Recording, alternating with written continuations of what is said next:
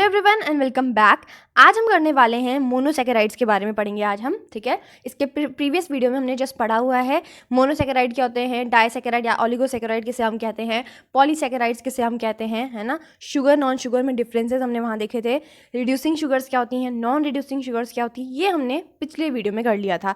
अब हम क्या करेंगे, डिटेलिंग में हम चलते रहेंगे, मोनोसैकेराइड को देखेंगे। अब मोनोसैकेराइड, डाइसैकेराइड, पॉलीसैकेराइड, इनको क्या करेंगे हम डिटेलिंग में देखेंगे, ठीक है। तो मोनोसैकेराइड को स्टार्ट करेंगे आज हम। मोनोसैकेराइड्स में हमारे पास बेसिकली आते हैं दो टाइप्स, एल्डोसिस और कीटोसिस। एल्डोसिस यानी कि अल्डिहाइड से यहाँ पे आया हुआ है वर्ड, और कीटोसिस यानी कि कीटोन से। एल्डोसिस यानी कि वो सारे के सारे मोनोसैकेराइड जिसमें फंक्शनल ग्रुप कौन होगा, अल्डिहाइड होगा। और कीटोसिस में वो सारे के सारे वो सारे मोनोसैकेराइड्स होते हैं जिनमें हमारे पास as a functional group ketone हमें उसमें दिखाई देगा, ठीक है। और भी फंक्शनल ग्रुप हो सकते हैं बट कीटोन हमें दिखाई देगा। और अल्डोसिस में क्या होगा, जो फंक्शनल ग्रुप होगा वो होगा अल्डिहाइडिक ग्रुप, ठीक है। एग्जाम्पल के लिए ग्लूकोज, ठीक है। मैंने आपको पहले भी बताया था ग्लूकोज और फ्रक्टोज का, कि ग्लूकोज फ्रक्टोज में मेनली डिफरेंस यही होता है कि ग्लूकोज में यहाँ पर हमारे पास फंक्शनल ग्रुप क्या होता है, अल्डिहाइड होता है। और कीटोसिस में हमारे पास फंक्शनल ग्रुप क्या होता है, इसका कीटोनिक ग्रुप होता है, कीटोन होता है। तो हम इसका स्ट्रक्चर भी दिखेंगे एक एक करके, ठीक है। तो अब आपको ज़्यादा क्लियर हो जाएगा कि एल्डोसिस में हम बोल रहे हैं ग्लूकोज में क्या है, अल्डिहाइडिक ग्रुप है तो कहाँ पे है, कैसे है ना। और कीटोसिस में अगर आपके पास कीटोनिक ग्रुप है तो कैसे है, ये चीज़ आपको पता होनी चाहिए, है ना।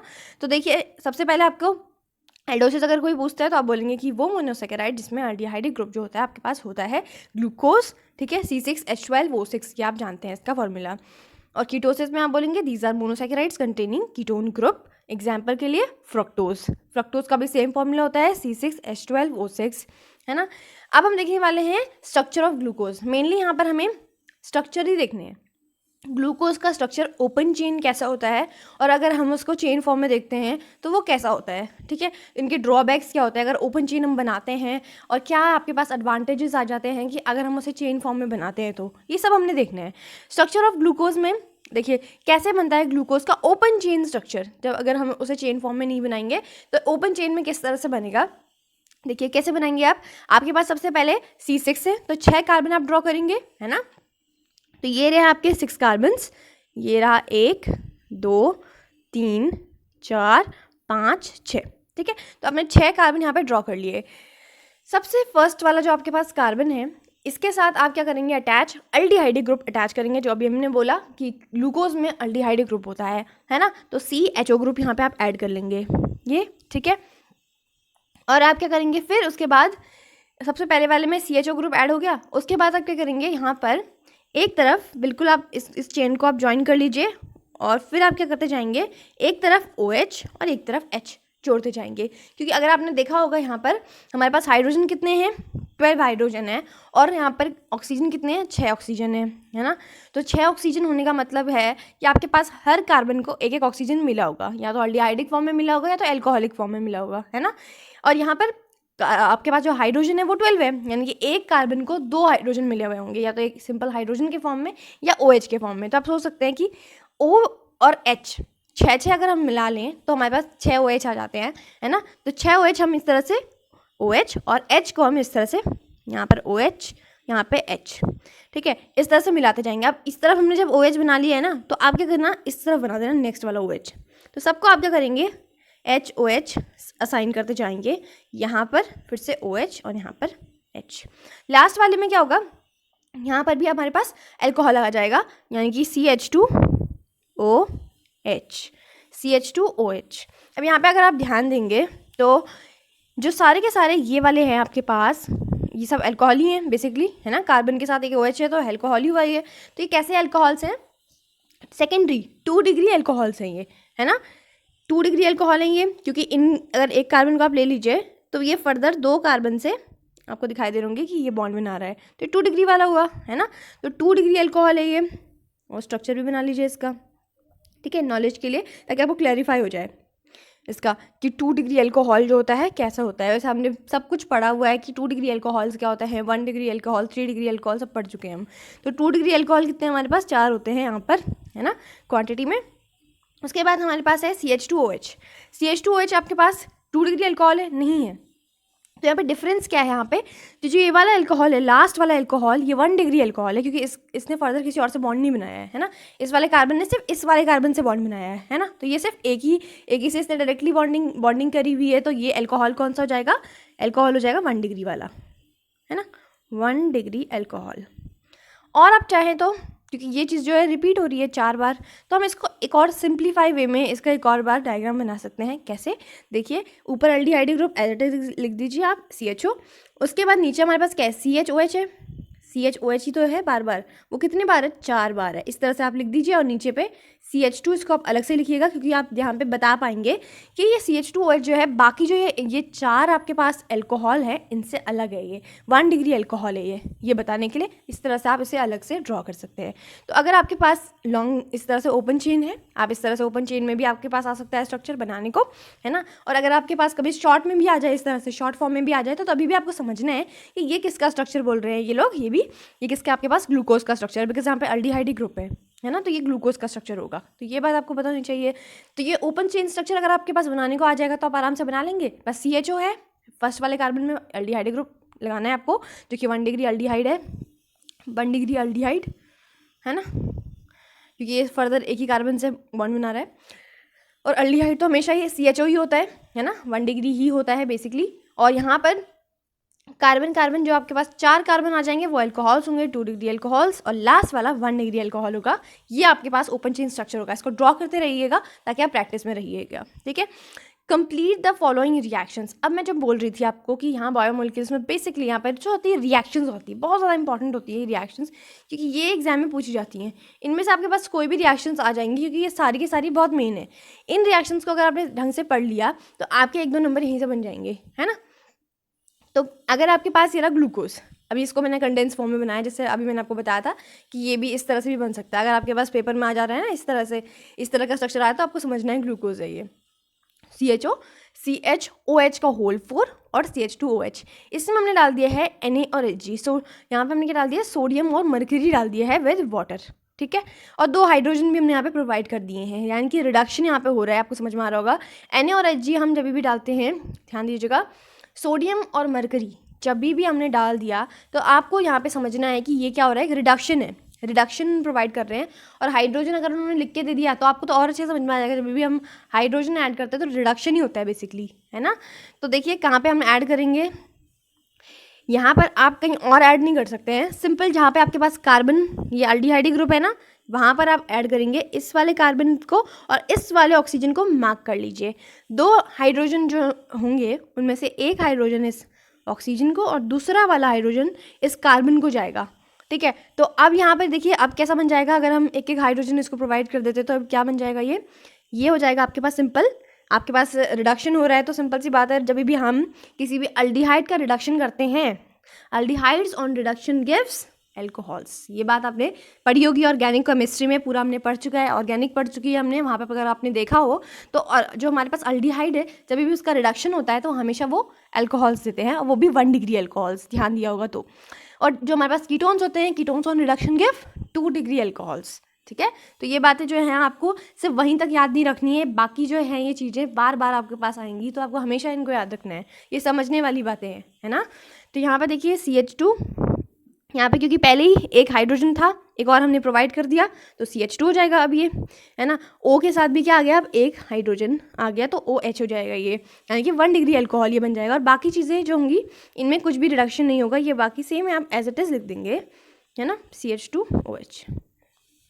इसका नाम लिखिएगा, बहुत ज़्यादा मेन है, इसका नाम होता है सर्बिटॉल, ठीक है। क्या होता है इसका नाम, सर्बिटॉल, ठीक। देखेंगे नेक्स्ट, देखिए आपके पास क्या है, सेम आ गया है CHO, CHOH होल 4 और CH2OH, यानी कि ग्लूकोज है फिर से। अब ग्लूकोज में हमने क्या किया है, ग्लूकोज में हमने HI और रेड फॉस्फोरस डाल दिया है।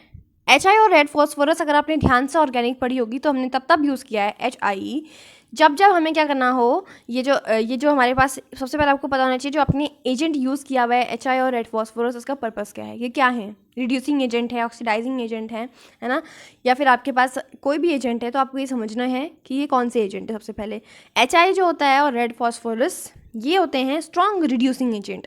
स्ट्रॉन्ग रिडक्शन करवाते हैं जब भी ये किसी भी रिएक्शन में एज ए कैटलिस्ट यूज़ होते हैं, तो उसका रिडक्शन करा देते हैं। रिड्यूसिंग एजेंट्स होते हैं ये, दूसरों को रिड्यूस करा के खुद ऑक्सीडाइज होते हैं, है ना, ये बात आपने पढ़ी होगी। तो यहाँ पर हमने क्या करना है, इसका स्ट्रॉन्ग रिडक्शन करना है। स्ट्रॉन्ग HI और रेड फॉस्फोरस अगर आपके पास आ जाएं तो क्या होने वाला है, स्ट्रॉन्ग रिड्यूसिंग एजेंट होते हैं ये, यानी कि स्ट्रॉन्ग रिडक्शन होगा यहाँ पे, है ना, स्ट्रॉन्ग रिड्यूसिंग एजेंट्स होते हैं ये, है ना।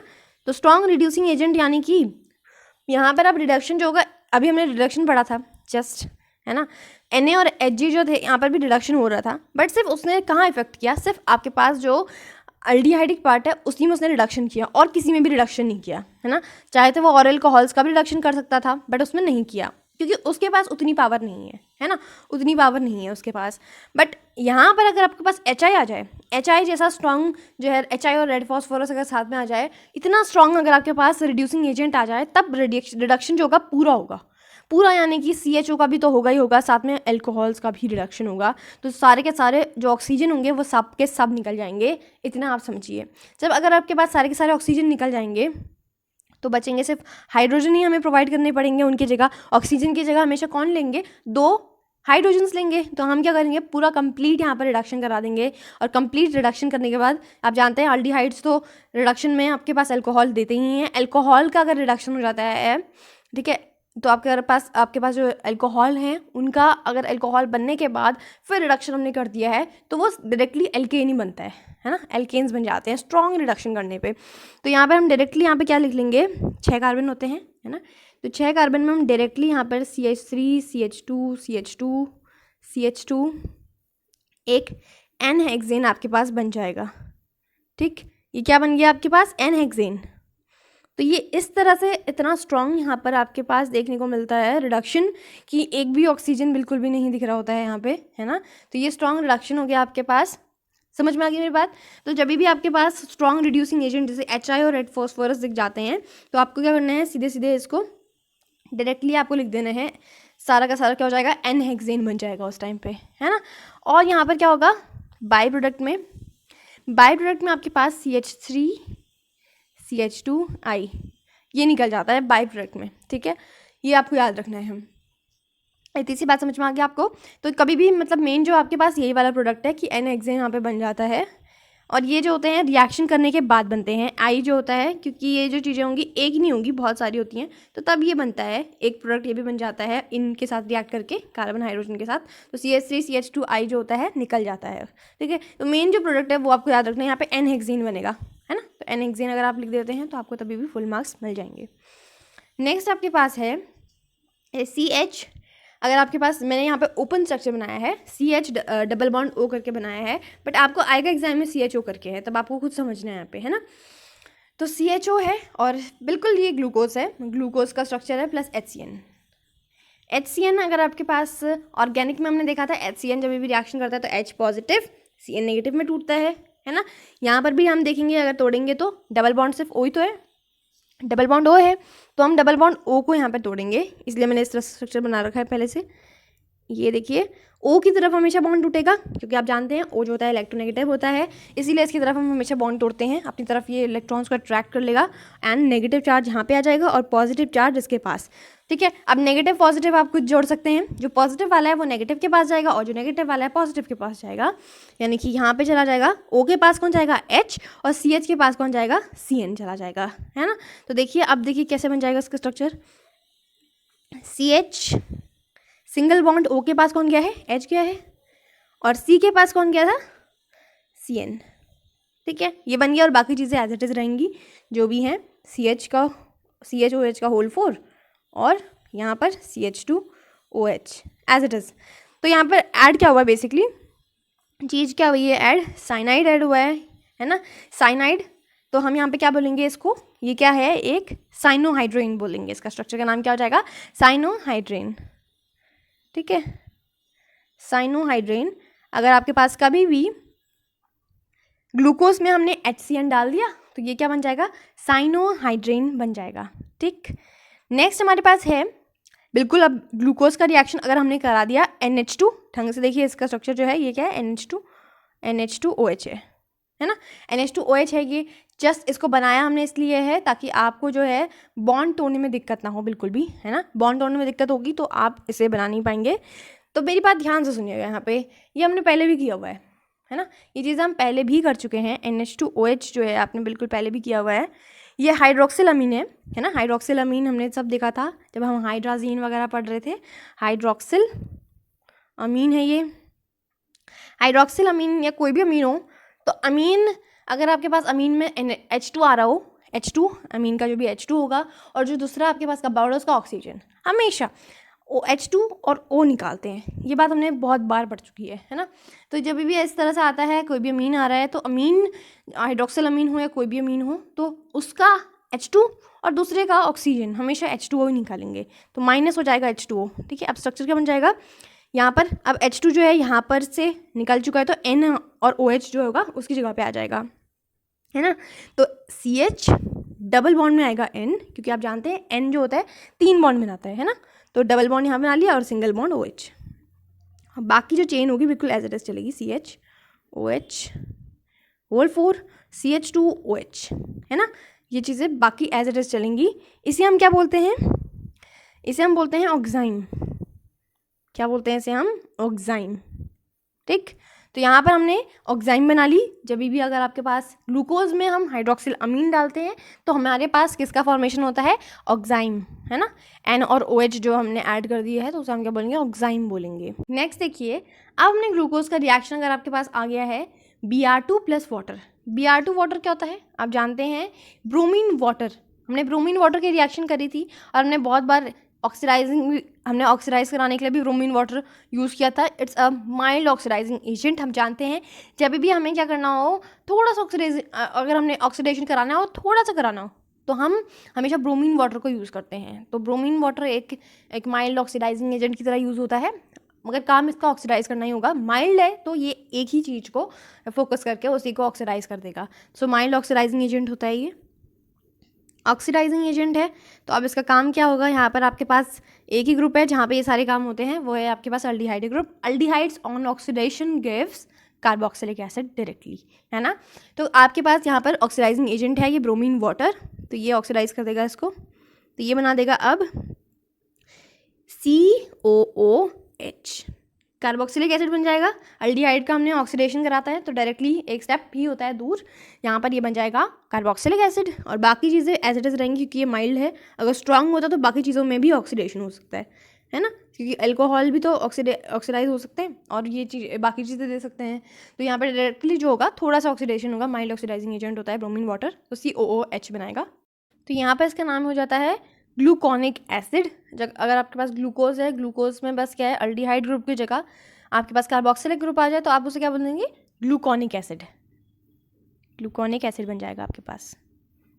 तो आपको समझना है कहाँ कितना ऑक्सीडेशन है ना, बाकी सारी चीज़ें तो सेम है। अब अगर हमने ग्लूकोज का रिएक्शन करा दिया डाइल्यूट या फिर कंसनट्रेटेड HNO3 के साथ, है ना, डाइल्यूट या फिर कंसनट्रेटेड HNO3 जब भी आ जाए तो आपको जैसे ऑक्सीजन 3 ऑक्सीजन दिख रहे हैं, तो इससे आपको समझ जाना चाहिए कि HNO3 जो है आपके पास स्ट्रॉन्ग ऑक्सीडाइजिंग एजेंट है ये, है ना। ये बहुत अच्छा ऑक्सीडाइजिंग एजेंट है, ठीक है, बट बहुत ज़्यादा स्ट्रॉन्ग नहीं है, ये स्ट्रॉन्ग है ना, स्ट्रॉन्ग ऑक्सीडाइजिंग एजेंट होता है ये भी। तो यहाँ पर क्या होता है, ये मतलब ब्रोमीन वाटर से ज़्यादा अच्छा ऑक्सीडाइजिंग एजेंट होता है।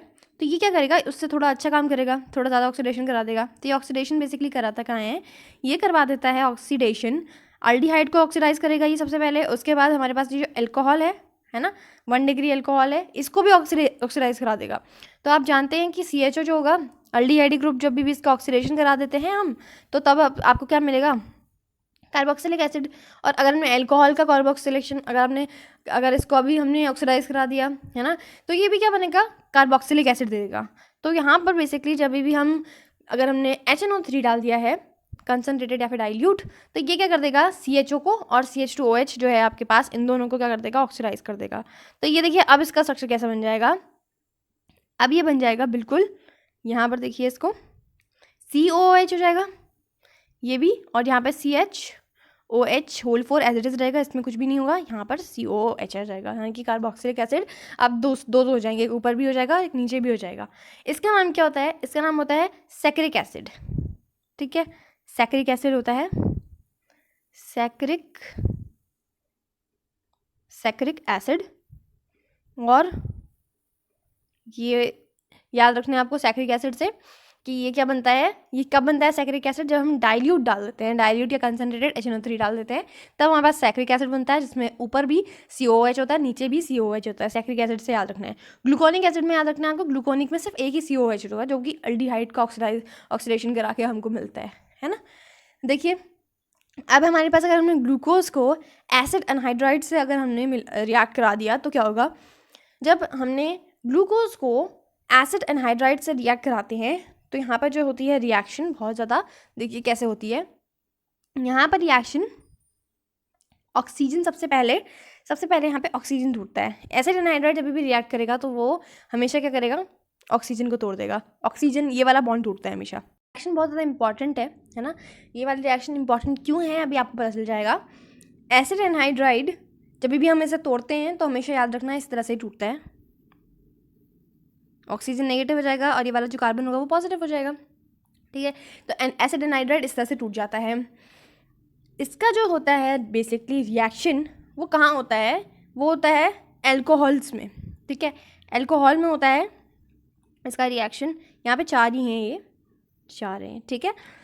तो यहाँ पर ये रिएक्शन जो होता है एल्कोहल में होगा और एसिड एनहाइड्राइड जो होता है वो एल्कोहल से रिएक्ट करता है। यहाँ पर बेसिकली जो CHO है उससे रिएक्ट नहीं करता है, बाकी सब जो एल्कोहल जहाँ एल्कोहल आ रहे हैं ना वहाँ ये रिएक्ट करता है। तो हमारे पास टोटल कितने हैं? 5 एल्कोहल्स है इसमें, तो 5 एसिड एनहाइड्राइड हमें लगेंगे, है ना, समझने के लिए। तो ये देखिए इस तरह से आप बॉन्ड तोड़ देंगे। ये बॉन्ड है, ऑक्सीजन की तरफ टूटेगा नेगेटिव, H पॉजिटिव, ऑक्सीजन की तरफ टूटेगा नेगेटिव और ये जाएगा पॉजिटिव, है ना। तो ये देखिए आपके पास ये बॉन्ड टूट गया। अब आप क्या करेंगे? जो नेगेटिव वाला है, नेगेटिव वाले को पॉजिटिव पार्ट, ये दिख रहा है पॉजिटिव पार्ट, ये इसके पास पॉजिटिव पार्ट चला जाएगा। और जो पॉजिटिव वाला है, पॉजिटिव वाले के पास, क्योंकि अभी टूट जाएगा, है ना, H जो है टूट जाएगा। जो यहाँ जहाँ H हमारे पास टोटल 5 जो है टूट जाएंगे तो वो इसके साथ लग जाएगा। तो ये देखिए आपके पास ये क्या है? एसिटिक एसिड, है ना, एसिटिक एसिड निकल जाएंगे। तो ये देखिए आप इसका स्ट्रक्चर बना लेते हैं। CHO और यहाँ पर CH। अब O के साथ क्या लग जाएगा? ये वाला ग्रुप, इतना ग्रुप, है ना, C double bond O single CH3 और 4, है ना, CH2O C double bond O CH3। यहाँ पर भी तो जाएगा ना ये वाला ग्रुप, ये वाला सेम ग्रुप। अब जो बचे कुचे हैं वो क्या करेंगे? वो हमारे पास इतना है ना, 5 हैं और 5 ही हमारे पास हाइड्रोजन भी हैं, तो ये बनाएंगे CH3 C double bond O single bond OH, यानी कि एसिटिक एसिड, एसिटिक एसिड, ठीक। ये क्या बना हमारे पास? ये हमारे पास बना है, था तो एक ग्लूकोज ही, है ना, ग्लूकोज ही था। इसमें हमने ऐड क्या कर दिया है? एसीटेट ग्रुप ऐड कर दिया। ये एसीटेट ग्रुप ही तो है, इसका एसीटेट ग्रुप है, तो इसका नाम हो जाता है ग्लूकोज पेंटा एसीटेट, क्योंकि 5 एसीटेट यहाँ पे ऐड होते हैं, तो ग्लूकोज पेंटा एसीटेट इसका नाम है। लिख लीजिए ग्लूकोज पेंटा एसीटेट, ठीक। तो ग्लूकोज पेंटा एसीटेट इसका नाम होता है, लिख लीजिए आप। और इसका नाम क्या है? एसिटिक एसिड, ये आप जानते हैं। यहाँ पर मैंने आपको बोला ये रिएक्शन इंपॉर्टेंट है, तो यहाँ पे ये रिएक्शन इंपॉर्टेंट क्यों है? देखिए यहाँ पर जो आपके पास एसीटेट बने हैं वो बेसिकली कौन कौन से कार्बन बने हैं, कौन कौन से बने हैं? जहाँ जहाँ OH था, जहाँ जहाँ OH था वहाँ ही हमारे पास ये एसीटेट ग्रुप आया है कि नहीं आया, है ना। तो इससे हमें क्या पता चलता है कि अगर हमारे पास पेंटा एसीटेट बन रहे हैं, पेंटा एसीटेट बनने का मतलब यहाँ पर obviously 5 OH group, hydroxy group पक्का रहे होंगे। ये जो आपके पास रिएक्शन है ये बताती है कि आपके पास जो ग्लूकोज है उसमें 5 OH ग्रुप होते हैं, ठीक है। तो ये रिएक्शन दिखाती है कि 5 OH ग्रुप ग्लूकोज में प्रेजेंट होते हैं। This reaction confirms the presence of 5 OH group in glucose. ये बात आप लिख लेंगे, ठीक है।